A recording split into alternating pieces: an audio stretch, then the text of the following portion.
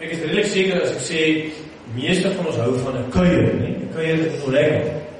Dit is mos lekker as jy jou vriende bietjie oor het, en jy kuier lekker om 'n vuurtjie, koeltjies is daar in die brand, lekker chokkie wat jy daar op kolle kan gooi, miskien soos 'n bietjie 'n Germaanse bruisdrankie en alles wat lekker is, en jy kuier 'n bietjie daar, en wees gesellig, is dit nie lekker nie. Ek moet sê, in ons lewe wat baie verjaag en drywig is, sien ons nog wel uit daarna, nee, om bietjie saam te kuier, saam die vriende en so, die dink in ons het gehad, vir ek diep goed te praat, nie, soos lekker. Wat is toch lekker as dit is net fantastisch. Nou ons het nou in die gemeente nou 'n reeks, wat ons oor so 'n paar sondae gaan doen. Dit sê nou, die reeks se naam is 6 weke in Jesus se geselskap. So ons is nou in Jesus se geselskap, die idee is dat ons nou vandag praat, ons is in die geselskap van Jesus by 'n kuier, nee? Want Jesus het ook gekuier. Dit is nou die eerste een in die reeks wat ons dan aanhaal. Goed, soos ek ook sê, ons is bedreigend, soos ek misschien allemaal uit na die kuier, en die Bybel oor baie gekuier, dat is ongelooflik, hoe baie dit gebeur. Ek gaan een paar vele uitlig, die eerste een is natuurlijk die nommer 1 kuier was die bruiloft, nee, die huwelik. As mense trou, as ons groot partytjies, 'n groot vreugde en opwinding, en ons sien vir Jesus die eerste ding wat hy doen omtrent, is by die bruiloftsfees in Kana, nee. En as er net so groot kanne, en manne kuier lekker en drink, eindige is 'n bietjie gekuier, so mens moet sê, en die vreugde raak 'n bietjie op, soos die wyn, nee, en dan sit hulle daar so, en wat gaan hulle nou doen, en wat gaan die gasheer nou maar, en dan kom daar by Jesus, en Jesus is al 'n bietjie teersinnig, en dan sê, nee, goed, oké, en dan, sou mens kon sê, dis asof Jesus sy bloed gee, hy sterf vir hierdie vreugdelooses, nee, om vir hulle nuwe wyn te gee, wat vir hulle nog nuwe vreugde gee, vreugde wat nie ophou nie, so dat hulle lekker party kan hou, en lekker kan rus en bly wees, nee. Dit het Jesus gedoen, sy eerste wonderteken in Kana.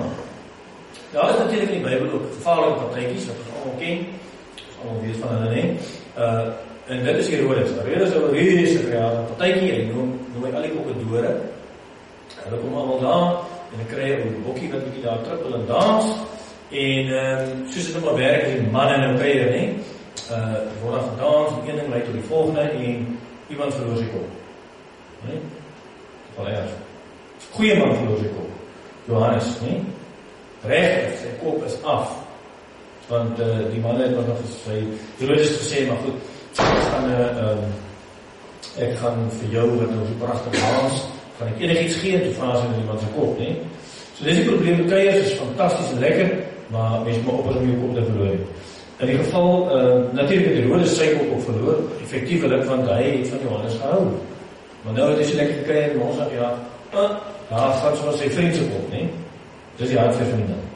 So lees ons in Markus 6, koning was baie verslaan, dis nie Herodes, maar omdat hy dit voor die gaste met die eet beloof het, dis nie baie nie, wou hy haar dit nie weier nie. Hy het dadelik iemand van sy leiwag opdrag gegee, en hom gestuur om Johannes se kop te gaan haal. Hy het hom in die tronk gaan onthoof. Oppas vir daai partytjies, nee, dis partytjies sonder Jesus einde van ek so. Goed, dan het ons nog 'n kuier, wat al vreemd is, waar dis weer 'n bruiloftsfees, is 'n lekker saam, geselligheid, almal is opgewonde, almal is bly met die liefde, en ons vier die liefde, en ons is gesellig, en saam, en so.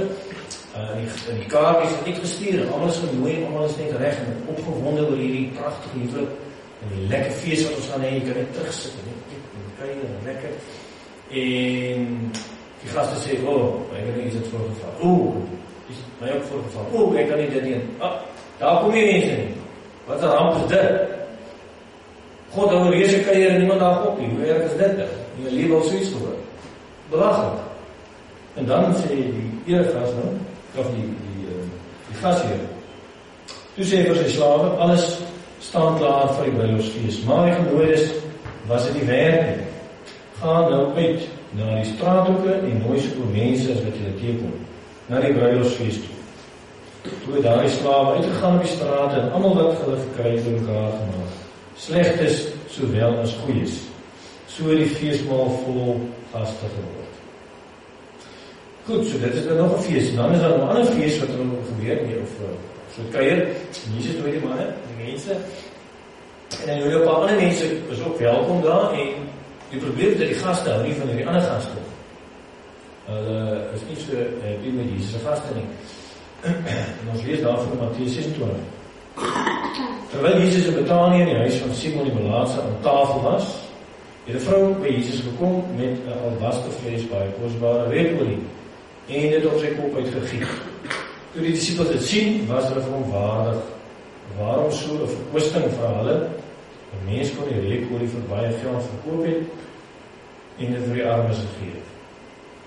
So die probleem is, Jesus nou al hierdie lekker kuier, en ook om die vrou wat die mense nie ken nie, dan hier sê hom eintlik met hierdie olie wat sy nog moet uitgooi, maar die goeie gaste, die disippels is nou nie baie gelukkig mee nie.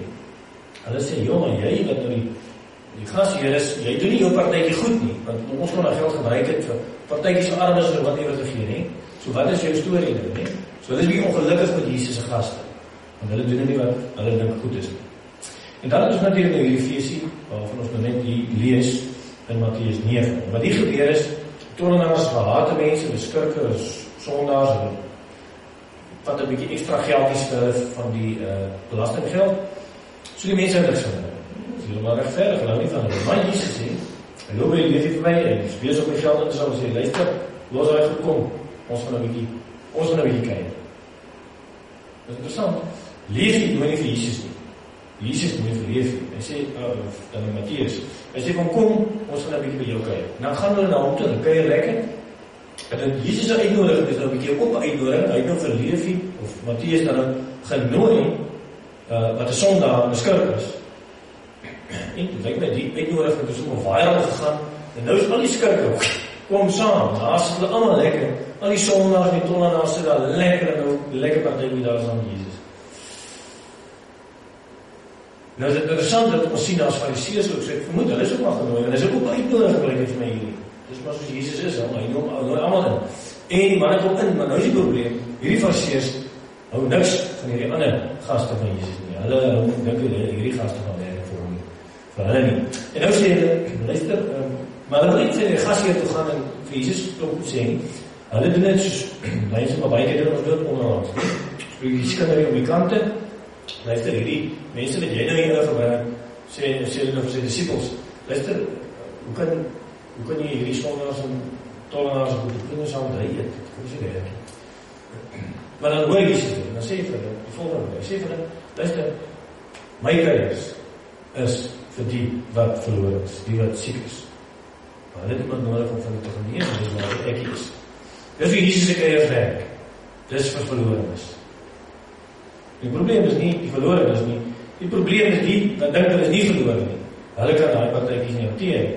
Want nou Jesus moet soms omskurk hê so, né? En broers en susters, die verskriklike wat dit vir ons as kerk sê, is ons nou gemeente en ons is hier, ons is nou al so sê maar so terug sê maar, so ons dink.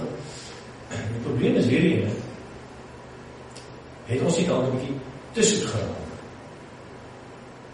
En die probleem die Fariseërs het nie dat hulle stout is nie, wel, soos hulle dink nie. Die probleem is hulle is te soet, hulle is te heilig, te gaaf, te soet. Want nou wil ons nie die ander stouters nou inlaat nie, wat eintlik, want dis nou eintlik wat die Bybel sê, ons moet die verlorenes innooi en vir hulle ontvang, want ons het oorspronklik ook van hulle gewees, nie? Ons is ook ingenooi deur Jesus as sondaars hierdie in sy partytjie. Die verskriklike moontlikheid is dat ons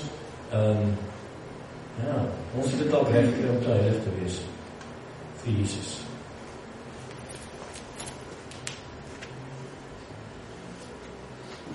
Okay. So dit is die groot geval. En dan lees ons verder in die Bybel, lees ons wel 'n laaste ete. Ons lees van Jesus wat daar saam met sy disippels is, en dis nou die laaste partytjie, die laaste kuier, net voordat hy nou na die kruis toe gaan. En dan sit hy nou daar by al die, so men sê, die goeie gelowige disippels en so, en dan sien ons natuurlik nou wat daar gebeur. Mattheus 26. Toe dit aangeword het Jesus sy plek aan die tafel ingeneem saam met die 12.